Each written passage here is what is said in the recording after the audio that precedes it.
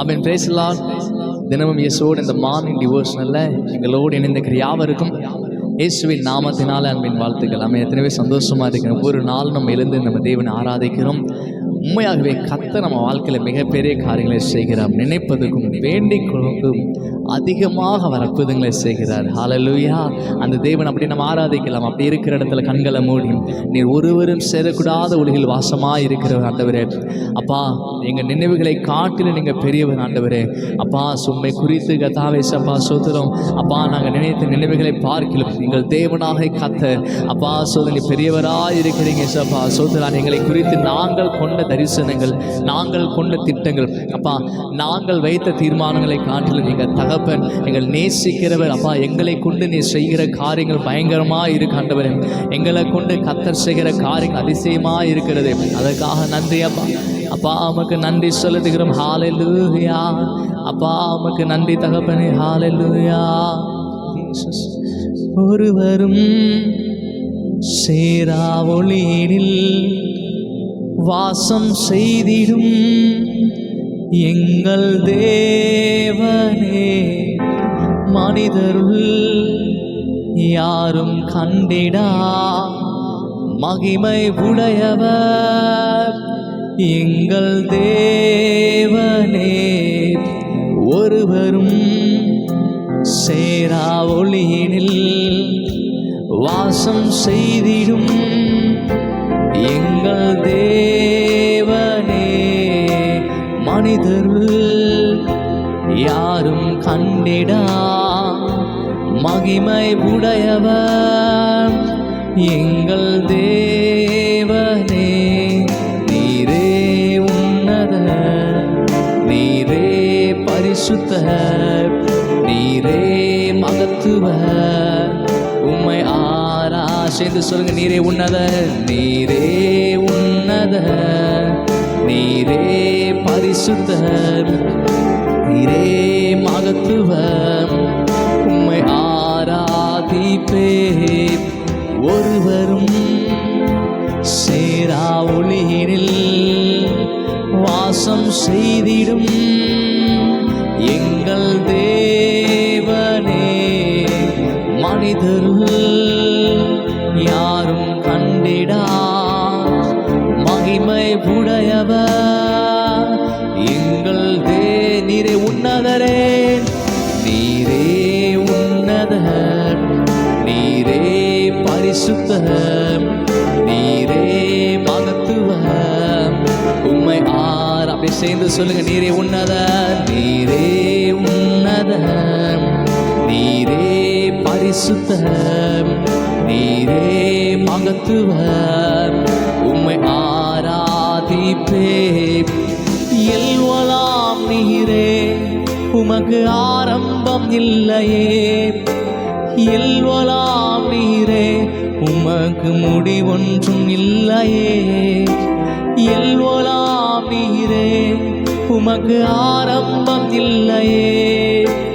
எல்வலாம் நீரே, உமக்கு முடிவொன்றும் இல்லையே. உம்மை அறிந்தவர் இல்லையே, உம்மை புரிந்தவர் இல்லையே, உம்மை கண்டவர் இல்லையே, உமக்கு உருவங்கள் இல்லையே. உம்மை அறிந்தவர் இல்லையே, உம்மை புரிந்தவர் இல்லையே, உம்மை கண்டவர் இல்லையே, உமக்கு உருவங்கள் இல்லையே. நீரே உன்னதர், நீரே பரிசுத்தர், நீரே மகத்துவர், உம்மை சேர்ந்து சொல்லுங்க. நீரே உன்னதர், நீரே உன்னதர் அப்பா, நீரே பரிசுத்தர், நீரே மகத்துவர், உம்மை ஆராதிப்ப. நீங்க மாத்திரம் சொல்லுங்க. நீரே உன்னத. Thank you Lord. நீ ஒருவரே பரிசுத்தர். நாங்கள் ஆராதிக்கிற இயேசு, நீ சர்வ வல்லமையுள்ளவர் ஆண்டவரே. சர்வ வல்லமையுள்ள கர்த்தரை நாங்கள் ஆராதிக்கிறோம்.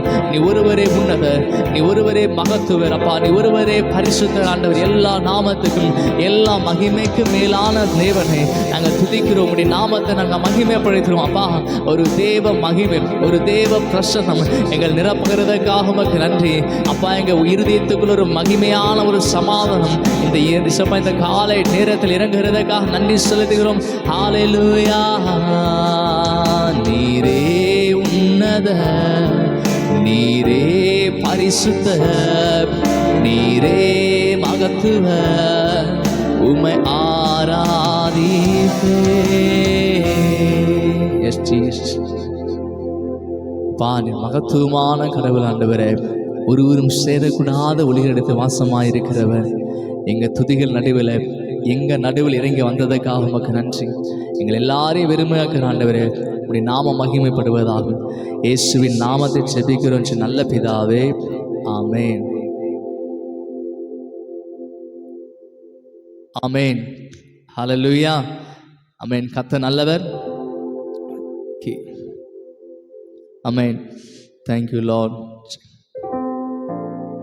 ஓகே, நம்ம தொடர்ந்து ஒவ்வொரு நாளும் சில சங்கீதங்கள் நம்ம இது வரைக்கும் நம்ம தியானம் பண்ணியிருக்கிறோம். ஸோ இது வரைக்கும் 11 சங்கீதங்கள் நம்ம தியானிச்சுக்கிறோம். அந்த சங்கீதங்களை வாசித்து அதிலிருந்து சில காரியத்தை நம்ம பார்த்தோம்.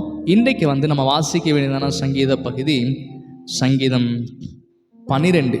நம்ம சேர்ந்து வாசிக்கலாம். சங்கீதம் 12. ரட்சியும் கர்த்தாவே, பக்தியுள்ளவன் அற்றுப்போகிறான், உண்மையுள்ளவர்கள் மனுபுத்திரரில் குறைந்திருக்கிறார்கள். அவரவர் தங்கள் தோழரோடே பொய் பேசுகிறார்கள், இச்சக உதடுகளால் இருமனதாய் பேசுகிறார்கள். இச்சகம் பேசுகிற எல்லா உதடுகளையும் பெருமைகளை பேசுகிற நாவையும் கர்த்தர் அறுத்து போடுவார். அவர்கள் எங்கள் நாவுகளால் மேற்கொள்வோம், எங்கள் உதடுகள் எங்களுடையது, யார் எங்களுக்கு ஆண்டவன் என்று சொல்கிறார்கள்.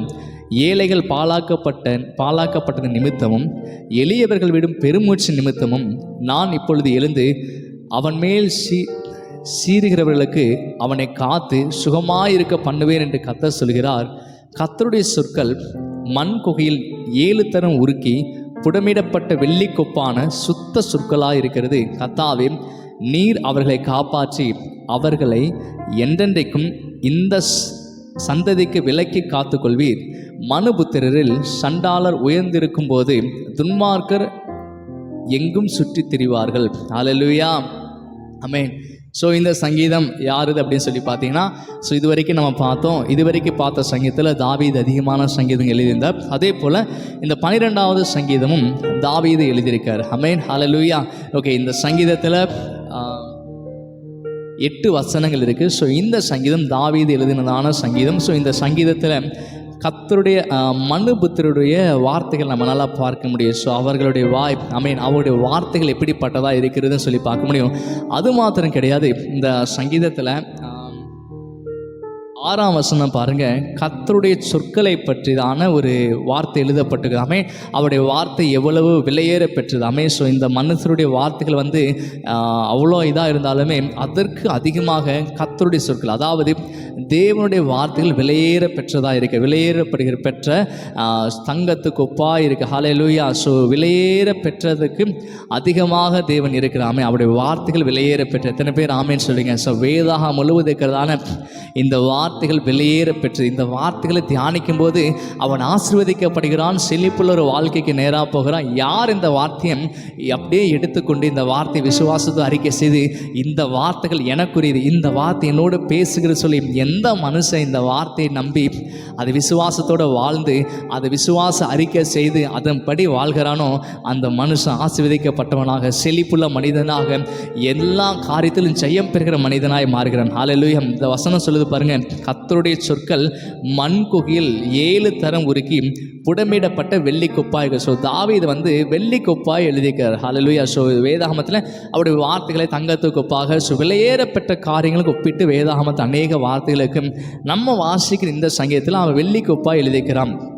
ஏன்னா ஒரு வெள்ளி எப்படி புடமிடப்படுகிறதுன்னு சொல்லிட்டு அவன் அறிந்திருந்தபடினால் அதன் அடிப்படையில் அவன் தான். ஸோ இதற்காட்டிலும் அதிகமாக கர்த்தருடைய வார்த்தை உள்ளது என்பதை அவன் தெரியப்படுத்துகிறான். ஹல்லேலூயா. ஸோ தேவனுடைய வார்த்தை எல்லாவற்றுக்குமே மேலானது.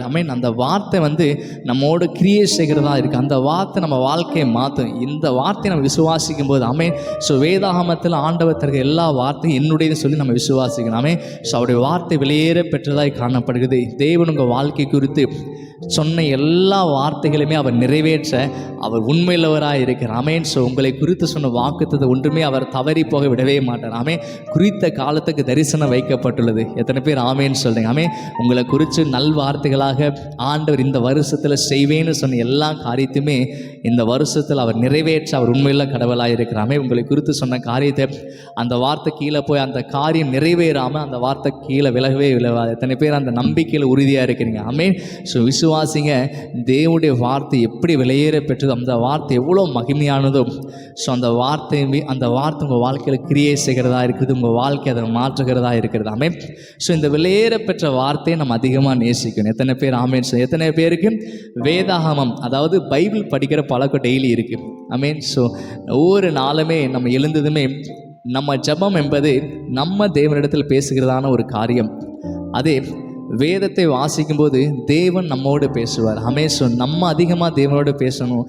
அதற்கு அதிகமாக வேதாகமத்தை வாசிக்கும்போது தேவன் அவர் பேச வேண்டிய காரியத்தை நமக்கு வேதாகமத்தின் மூலம் பேசுவார். ஹல்லேலூயா. ஸோ தேவன் அதிகமாக பேச இடம் கிடைக்கும்போது நம்முடைய வார்த்தை கம்மியாகும். ஹல்லேலூயா. ஸோ தேவன் நம்ம வாழ்க்கையில் கிரியை செய்ய தொடங்கும் போது பெரிய மாற்றம் உண்டாகும். ஸோ அதிகமாக நம்ம செய்ய வேண்டியது அவருடைய வார்த்தைகள் வெளியேற பெற்றது. அந்த வார்த்தைகளை நம்ம அதிகமாக நேசிக்கணும். அதிகமாக வேதத்தை வாசிங்க. ஸோ வேதத்தை அதிகமாக நம்ம வாசிக்க வேதாகமத்தில் தேவனை நம்ம சரியாக புரிஞ்சு கொள்ள முடியும். அவர் எப்படிப்பட்ட தேவன், என் வாழ்க்கையில் எல்லாவற்றையும் நன்மைக்கு இதை மாற்றுகிற தேவன் என்பதை புரிந்து கொள்ள முடியும். எந்த சூழ்நிலை வந்தாலுமே இந்த சூழ்நிலையில் கர்த்தரனை பாதுகாக்கிறார், கர்த்தரனை விடுவிக்கிறார், கர்த்தரனை பராமரிக்கிறார். சொல்ல அவர் மீது ஒரு நம்பிக்கை உண்டாகும். இந்த வார்த்தையில் தான் நம்ம தேவனை பார்க்க முடியும். வேதத்தில் தான் இயேசுவை நம்ம சரியாக புரிஞ்சு நம்ம நிறையா கேட்குறோம். ஸோ நிறையா உலகத்தில் பார்க்கும்போது நிறைய டிஃப்ரெண்ட்டான ரீதியில் ஆண்டவரை காட்டுறாங்க. சிலர் கோபக்காரராக, சிலர் நல்லவராகும். ஸோ தேவன் எப்போவுமே நல்லவராக, அன்புள்ள கடவுள். ஸோ வேதாகமத்திலேருந்து நம்ம இயேசுவை பார்க்கணும். வேதாகமத்தை நீங்கள் வாசிக்கும்போது ஆவியானவர் உங்களோட பேசுவார். ஆமென். ஸோ வேதாகமத்தில் ஆவியானவர் நம்முடைய தேவனை நம்ம சரியாக புரிஞ்சு கொள்ள முடியும். ஆமென். உங்களை நேசிக்கிற கடவுள், உங்களை விசாரிக்கிற கடவுள், உங்களுக்கு எந்த தீமை இருந்தாலும் அந்த தீமை நன்மைக்கு எதுவாக மாற்றுகிற கடவுள் உங்களால் அறிந்து கொள்ள முடியும். ஸோ இந்த வார்த்தைகள் வெளியேற பெற்ற வார்த்தைகளை அதிகமாக நேசித்து அந்த வார்த்தைப்படி வாழ்ந்து அந்த வார்த்தைப்படி விசுவாசித்து அந்த வார்த்தை உங்கள் வாழ்க்கையில் செயல்படுத்தும் போது அந்த வார்த்தைகள், இயேசு கிறிஸ்துவுடைய வார்த்தைகள் உங்கள் வாழ்க்கையை மாற்றும். ஹல்லேலூயா. இப்படி இருக்கிற எல்லா சூழ்நிலையும் மாற்றி உங்களை 1000 மடங்கு அந்த வார்த்தையை ஆஸ்வதிக்கும். வேதாகமத்தில் இயேசுவை பாருங்கள். வேதாகமத்திற்கு இயேசு அந்த வார்த்தை வெளியேறப்பட்டதை மாற்றி அது அதிகமாக டைம் ஸ்பெண்ட் பண்ணுங்கள். அதிகமாக நேரம் எடுத்து வேதாகமத்தை ஸ்டடி பண்ணுங்கள், படிங்க. ஸோ வருஷத்தில் 3 டைம் பைபிள் முடிக்கலாம், அல்லது மாதத்துக்கு ஒரு டைம் முடிக்க பிளான் பண்ணுறவங்க மாதத்துக்கு ஒரு டைம் ஃபுல் பைபிள் முடிக்கலாம், அல்லது 6 மாதத்துக்கு ஒரு டைம், அல்லது 3 மாதத்துக்கு ஒரு டைம் நீங்கள் வேதாகமத்தை முடிக்கலாம். உங்களுக்கு ஆண்டவர் எப்படி உணர்த்துகிறாரோ, உங்களுக்கு நேரம் எப்படி இருக்கும் அதுக்கேற்றபடி உங்கள் நேரத்தை வேதாகமத்தை தேவனோடு நீங்கள் செலவிடுங்க. ஆமென்.